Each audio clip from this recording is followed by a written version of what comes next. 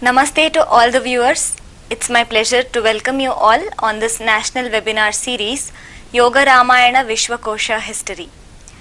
I am very pleased to introduce Professor Rajani Jairamji, who is Professor in Sanskrit, Dean of Student Welfare at Jain University, Bangalore.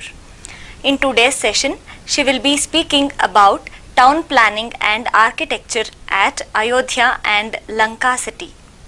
कूजन्तं Ram रामेति मधुरं मधुराक्षरम् आरुह्य कविताशाखां वन्दे वाल्मीकिकोकिलम्.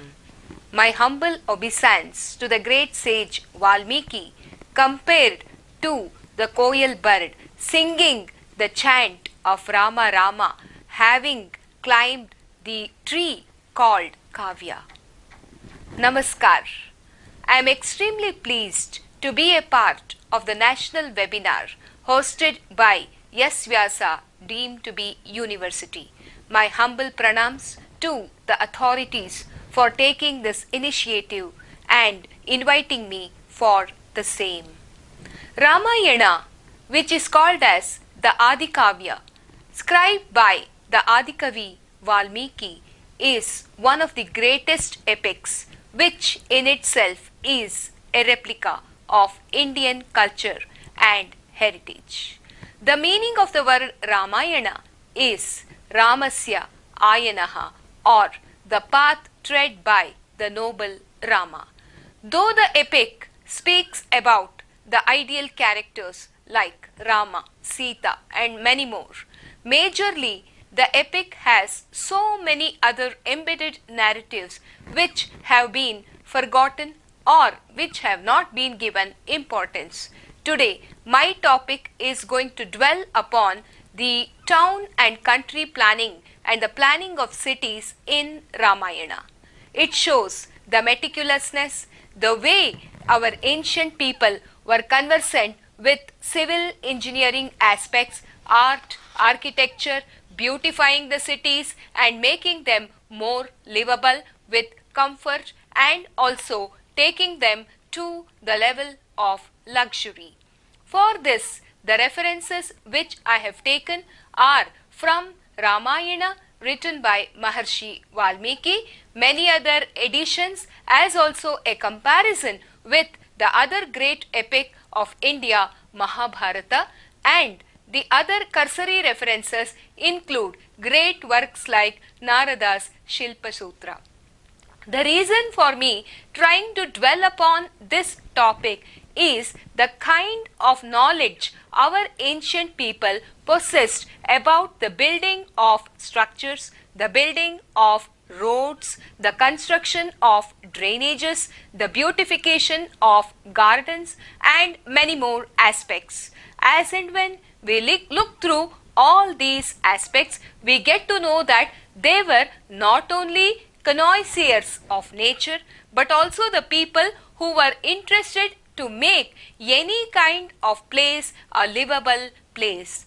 My lecture would dwell upon the original sources from Ramayana, and I would be telling you varied aspects from this particular epic. When we speak about the well-planned cities in our epic, we are reminded of Ayodhya, Lanka, Dwaraka in Mahabharata, Varanavata, Indraprastha and many more.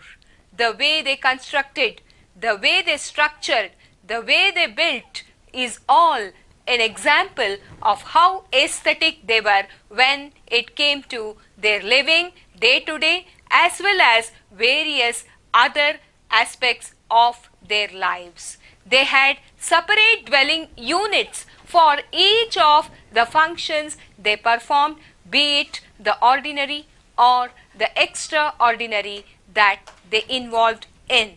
Coming to the city of Lanka, I would like to speak about how the aspects of town planning are integrated in the epic about the city of Lanka. When it came to the architecture, it is said that the entire city of Lanka was designed by the celestial architect Vishwakarma. Various references to town planning are present in Ramayana, speaking about how the city of Lanka was built. When I come to the architecture of the city of Lanka, the architect who built the city of Lanka and was responsible for making it the most beautiful city of those times was the celestial architect Vishwakarma. When I speak about the size of the particular city, a breadth of 10 yojana and a length of 20 yojanas. Therefore, we can conveniently infer that they had the concept of measurement and were highly mathematical in their approach. And the entire town was located as an island amidst the serene atmosphere of the ocean. There was the Trikuta mountain surrounded by Suberu and Lamba. When it comes to the protection, the entire city was protected by a deep moat or a trench or whatever was filled with water, lilies and lotuses, which also formed and became responsible for the beautification of the entire city. The gateways, the entrances, the royal path and all others were beautified and lined up with trees. There were 4 beautiful gates on the 4 directions, well protected by the mighty Rakshasas.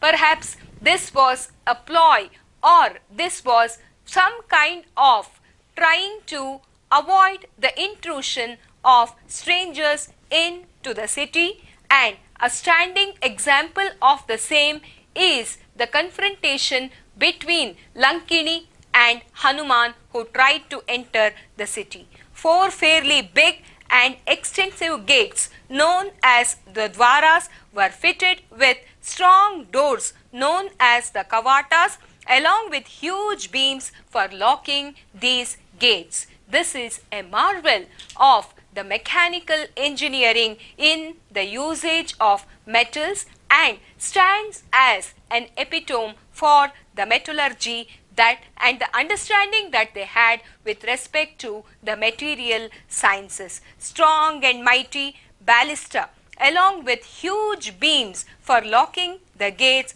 also were there, capable of hurling darts and stones, and this was particularly for the people who entered without permission or people who were strangers. Therefore, we can clearly understand that it was not just the beautification or the beautiful architecture or trying to live in a condition which would make them livable, but also a kind of a rule that was made by the king to avoid intrusion.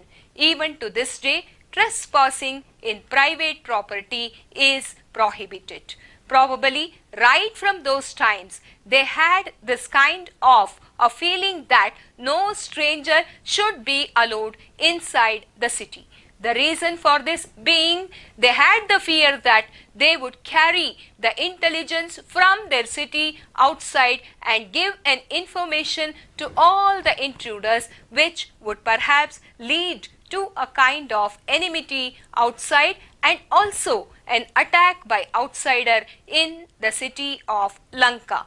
Mighty Ravana made arrangements for the hurling of darts and other sharp weapons to anybody who tried to intrude his city and the kingdom.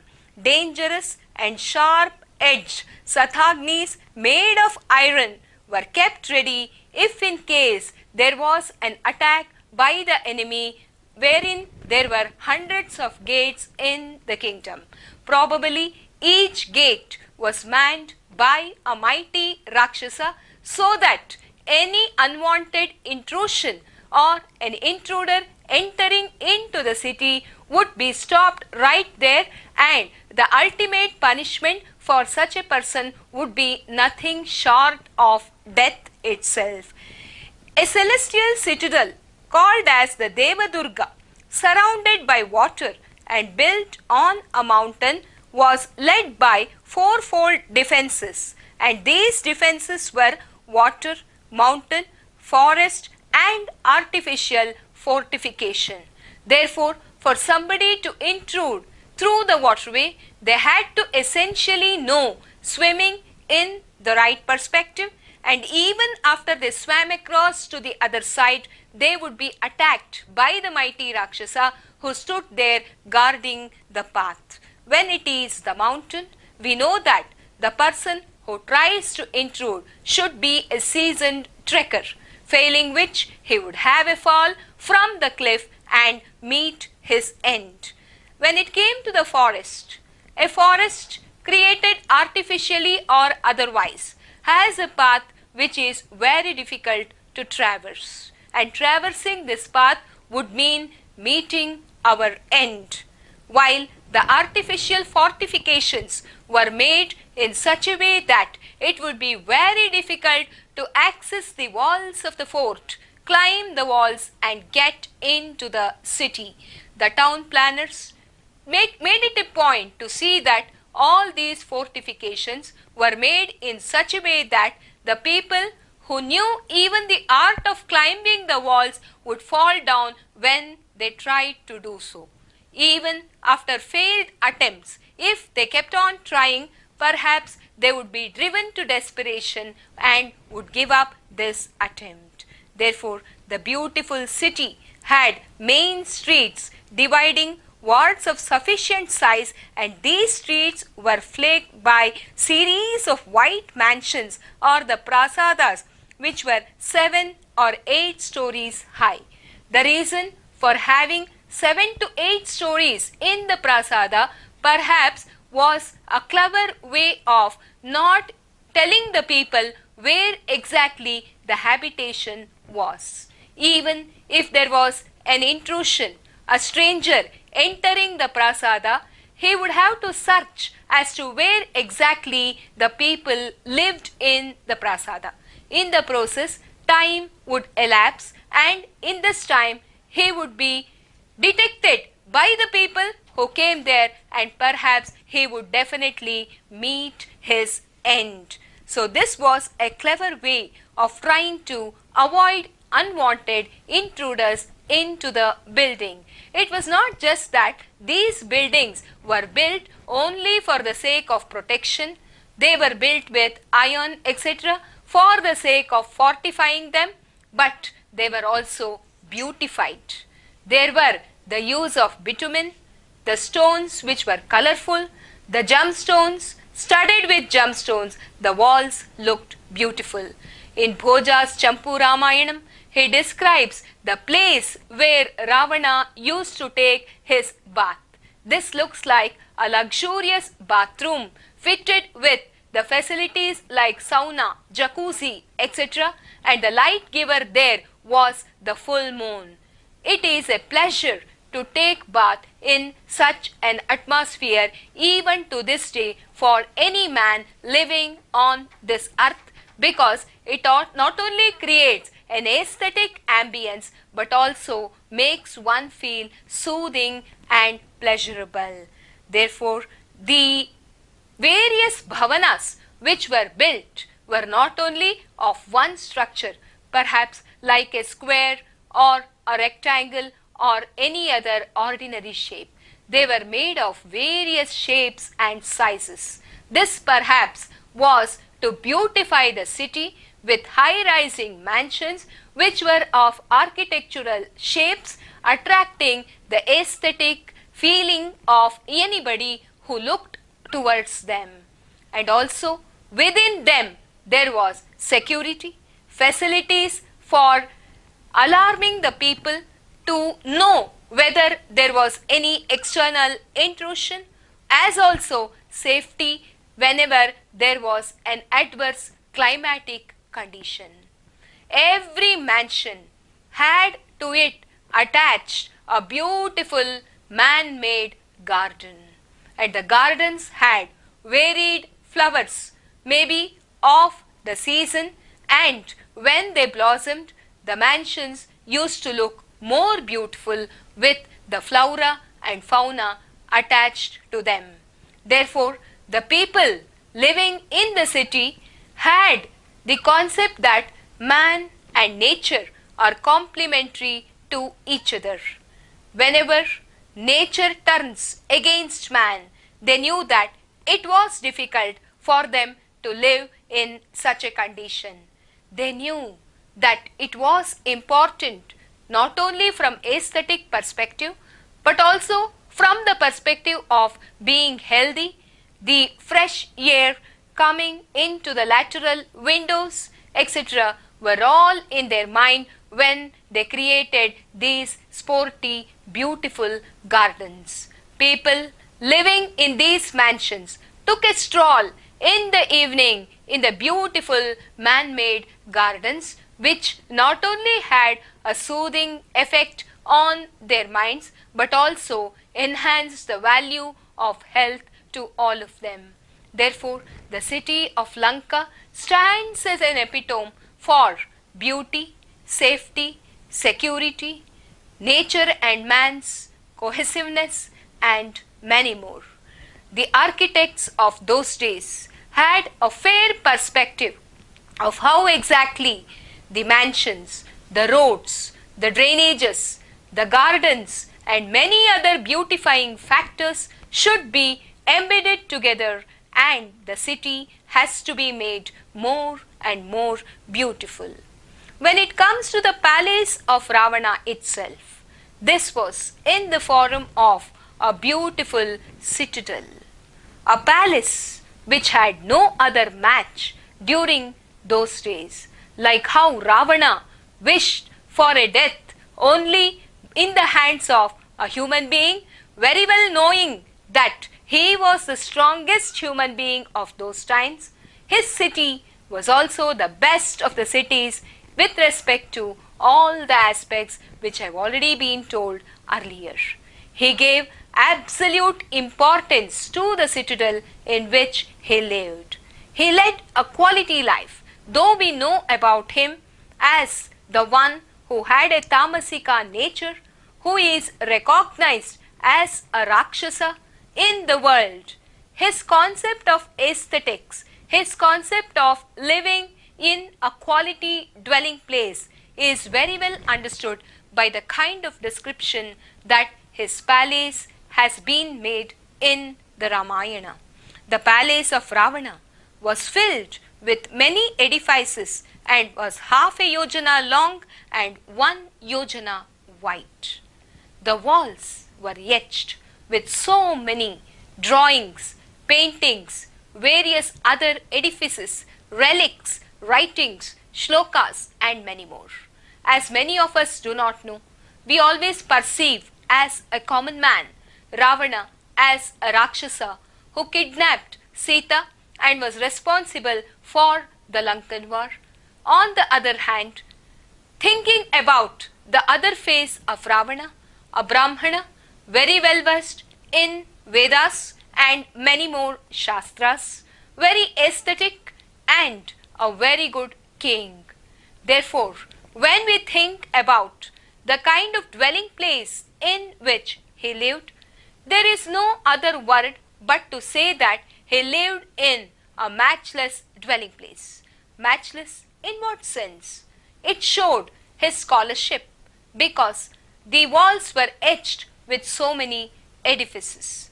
When it comes to safety and security, as the strongest man, as the most powerful man, he saw to it that his particular palace was covered with all kinds of security in all aspects, and the main intention of King Ravana was to avoid the enemies gaining entry into his palace. When it comes to aesthetics, the material science engineers have got to know that he had the concept of trying to mix and match various components so that he is capable of building his palace with not just the ordinary appearance but the extraordinary appearance. Therefore, Ravana lived like as if his palace was a city within a city, and there was a beautiful arched doorway which would carry the person into his palace. The interiors were adorned with priceless gems like pearls and various Navaratna gems. It was made and laced with gold to give that natural and beautiful effect. The golden courtyard and the pavilion, which was called as the Kakshya, was decorated by pearls and diamonds. This not only showed the aesthetic perspective of King Ravana, but also showed the opulence of the city of Lanka. Whatever be the negativity surrounding Ravana, if the city is opulent, then it shows that the kingship is well rooted. Coming to the city of Ayodhya, it was one of the renowned cities of those days, and the kingdom of Kosala, which was personally built by Manu, the foremost ruler of mankind, was glorious with 12 yojanas lengthwise and 3 yojanas breadthwise. It was surrounded by ornamental arched gateways and furnished by every machine of war, all kinds of weaponry, and hundreds of various other security measures. Well laid great royal highways, or the Rajamargas, were long, straight, broad, and well having light. Therefore, we understand that Ramayana gives importance to town and country planning. My heartful thanks to Rajani ma'am for her beautiful exposition on architecture and town planning in the cities. Tomorrow another topic from the same professor. Namaste.